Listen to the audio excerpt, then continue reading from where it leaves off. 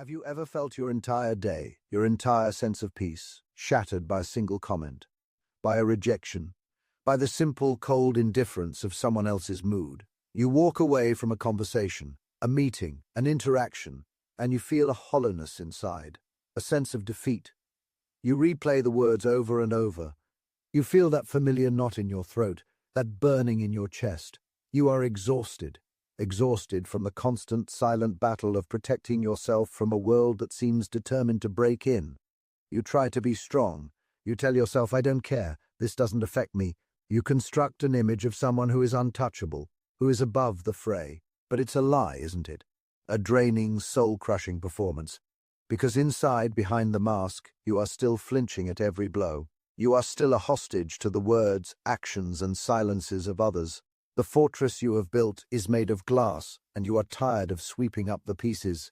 But what if the greatest lie you've ever been told is that you need protection at all? What if the endless effort of building higher walls is the very source of your suffering? What if true strength isn't about becoming untouchable, but about realizing there is nothing and no one inside to attack? Marcus Aurelius, an emperor who ruled the most powerful empire on earth amidst plague, war, and constant betrayal, knew a secret that has been almost completely forgotten by the modern world. A secret about a different kind of power. A power born not from shielding oneself, but from radical acceptance. He wrote in his private journal, "You have power over your mind, not outside events. Realize this, and you will find strength." This is not another video about numbing yourself or pretending not to feel. This is about waking up from a nightmare you didn't even know you were in. It's for you who are tired of being emotionally fragile, a puppet whose strings are pulled by circumstance. For you who feel everything so deeply that it becomes a curse. Today, you will learn not to feel less, but to stop validating the feelings that destroy you. We will begin the work of building your inner citadel, stone by stone, and once it is built, you will understand what it means to be truly, unshakably free. Let's begin the real work. You believe, with every fiber of your being, that the source of your suffering is out there. It is your demanding job. It is your critical partner. It is the political climate. It is the state of the world. It is the memory of a past abandonment. It is the insult that someone threw at you this morning with a careless tongue. You live your life as if you are a target, and you spend all your energy trying to dodge the arrows that the world shoots at you. You think that if only people would be kinder, if only circumstances were fairer, if only the world would change, you would finally have peace. This is a profound and tragic mistake. It is the foundational error that keeps you in a state of perpetual anxiety and reaction. You have given the keys to your own mind, to your own peace, to things and people you cannot and will never be able to control. Think about that. You have made your inner peace conditional on an uncontrollable, chaotic, and often indifferent external world. It is a recipe for guaranteed suffering. The Stoic philosophers saw this 2,000 years ago. Marcus Aurelius wrote to himself, "Not to us. If you are distressed by anything external, the pain is not due to the thing itself, but to your estimate of it, and this you have the power to revoke at any moment." The event itself is neutral.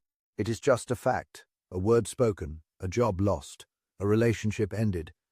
These things are like rocks on the road. They have no inherent power to hurt you. The pain comes from the story you tell yourself about the rock. It is your mind that screams, "This is a catastrophe, this is unbearable, my life is over." It is you who turns a neutral event into a personal hell. It is your judgment that is the poison, not the event. This is why some people can endure immense hardship, war, poverty, loss, and remain steady, even noble. And it is why others, perhaps even you, can crumble into a mess of anxiety at a single critical email. The difference is not in the severity of the external event. The difference is in the internal response. The battlefield is not outside. It has never been outside. It is and always has been within your own perceptions. Before you can win this war, you must understand the terrain. In the next part, we will begin to draw the map of your mind, because you cannot defend a fortress you do not know. Get ready to survey your inner world. If this content is making sense to you, click the subscribe button and subscribe to the channel. Thank you for your support. Marcus Aurelius did not see the mind as a fragile, delicate thing that needed to be wrapped in cotton wool and hidden from the world. He saw it as a source of unimaginable power, an ultimate place of refuge. He called it the Inner Citadel, a fortress within you, a stronghold of reason and peace that no external army, no chaos, no misfortune can ever breach, unless you lower the drawbridge and invite them in. And that is precisely what you have been doing. Right now, your citadel is in ruins. Its gates are wide open, rusted from misuse. Its walls are crumbling. You let the opinions of others become your interior decorator, hanging their judgments on your walls. You let their moods become your weather system, allowing their personal storms to rage through your halls. You have made opportunistic invaders into trusted advisors. The Uber driver who was rude to you this morning? You didn't just hear his words. You invited him into the throne room of your mind and let him put his feet on the table. The friend who didn't text you back. You have given them a key to your innermost chambers, and you pace the halls waiting for them to use it. The fear of future failure, the ghost of past hurts. They are not just visitors, they have become permanent residents. You have become a refugee in your own mind, living in the servants' quarters while impostors and fears run the castle. The first, most critical job of a person seeking wisdom, the Stoics taught, is to distinguish relentlessly between what is in our control and what is not. Your judgments, your opinions, your choices, your reactions. These are yours to command. Your reputation, other people's actions, your health, the economy, these are not. Building your citadel begins with this brutal, liberating act of separation. It is the conscious choice to stop wasting a single ounce of energy on what you cannot change, and to take absolute, unflinching, sovereign ownership of the one thing you can, the inner workings of your own mind. But this raises the most critical question of all. How do you seize control when you feel like you have none? When your reactions are automatic, a flash of fire before thought, when the anger, the fear, the anxiety feel like they happen to you before you even have a chance to choose? The answer lies in identifying and deprogramming the traitors already inside the walls. In the next part, we will expose these inner enemies, your own impulses, and learn how to stop them before they betray you again. You think you are free, but you are a slave to your own impulses. You have been conditioned, programmed for years to react in predictable ways. An insult is thrown, and rage erupts, a chemical firestorm in your body. A risk appears, and fear constricts your chest, whispering all the ways you will fail. A moment of rejection, and a familiar cold sadness washes over you, confirming the story you've always told yourself about being unworthy. You are not choosing these reactions. They are chosen for you. They are grooves carved into your psyche by past experiences, by your upbringing, by a society that thrives on reactivity. And you follow them blindly, and every time you do, you reinforce your own servitude. The person who insults you becomes your master, for they have the power to decide when you will feel the poison of anger. The unpredictable future becomes your master, for it has the power to decide when you will feel the paralysis of fear. You are not a king in your castle, you are a leaf in the wind, and you have forgotten you were once part of a tree.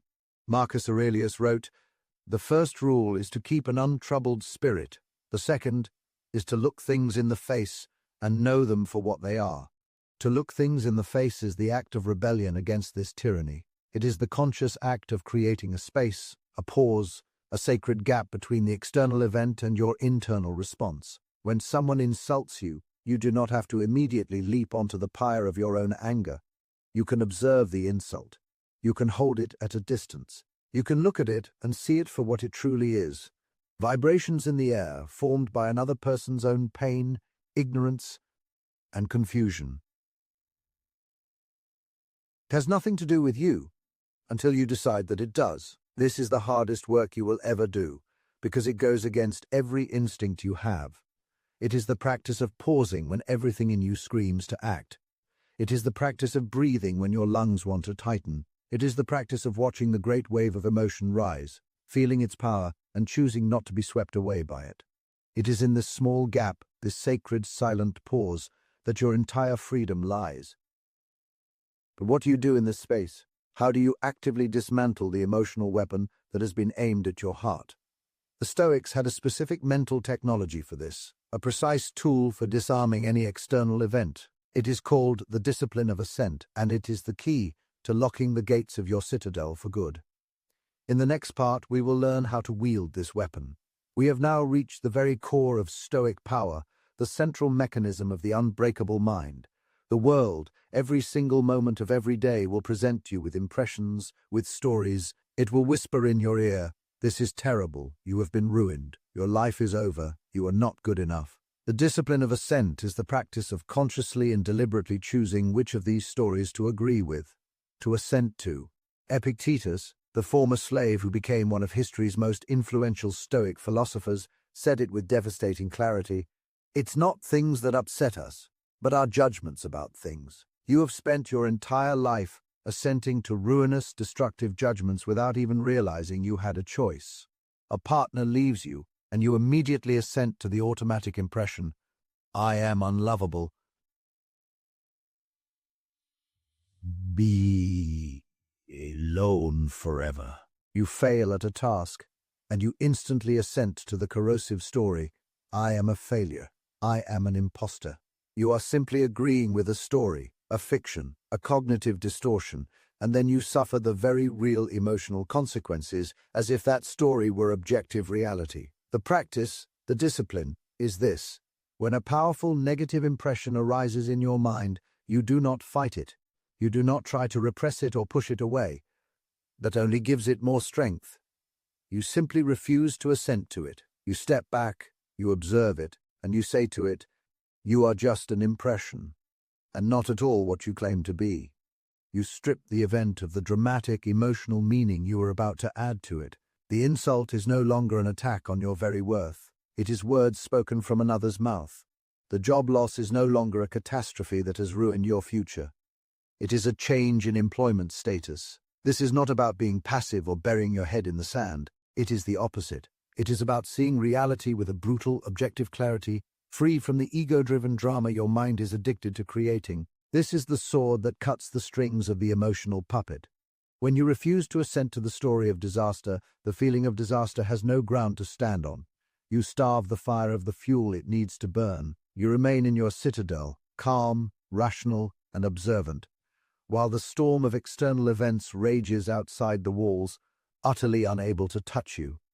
But what about real tragedy, the loss of a loved one, chronic illness, inescapable pain? Are we to be unfeeling robots? This is the most common and most profound misunderstanding of Stoicism. In our final part, we will address it with the most powerful, most difficult, and most liberating Stoic concept of all, amor fati, the love of your fate. You have built your citadel, you have learned to pause, you have begun to master the art of withholding assent from destructive impressions. But there is one final step, one final transformation that takes you from being merely resilient to being truly invincible. To achieve this, you must not just tolerate reality, you must learn to love it, all of it. This is the doctrine of amor fati, a love of your fate. This is perhaps the most demanding and most misunderstood idea in all of philosophy. It is the conscious, active choice to see everything that happens in your life, the good, the bad, the ugly, the heartbreaking, as not just necessary, but as desirable. You are not just accepting it, you are embracing it. You are welcoming it. You are loving it.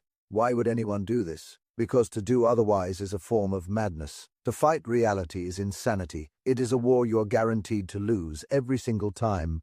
To wish for the past to be different is to poison your present with a resentment that has no possible resolution. To wish for a different fate is to reject the only life you will ever have, in favor of a fantasy that will never exist. It is a slow suicide of the spirit. The Stoic does not pray for a lighter burden. They pray for a stronger back. They see every obstacle not as a roadblock on their path, but as the path itself. The difficult boss is not a curse. He is a perfect opportunity to practice patience and self-control. The betrayal is not the end. It is a brutal but effective lesson in choosing your company more wisely. The illness is not a tragedy. It is an opportunity to practice courage, to appreciate the present moment, to learn the limits of your own body. The entire universe becomes a gymnasium for your soul, and everything that happens, no matter how painful, is another piece of equipment perfectly designed to make you stronger, wiser, and more virtuous. When you can look at your life, at your entire past, with all its scars, all its mistakes, and all its pain, and say with sincerity, "I would not have it any other way. This made me who I am. This was necessary." Amor fati, then you have transcended suffering. You have become untouchable in a way that no armor could ever make you. Nothing can truly harm you because you have made the radical decision that whatever happens is a gift. Now, look at your life. Look at the pain you are carrying. Are you ready to stop fighting it? Are you ready to stop wishing it away? Are you ready to see it not as a curse, but as your greatest teacher? Comment below, I am the fortress. Affirm it.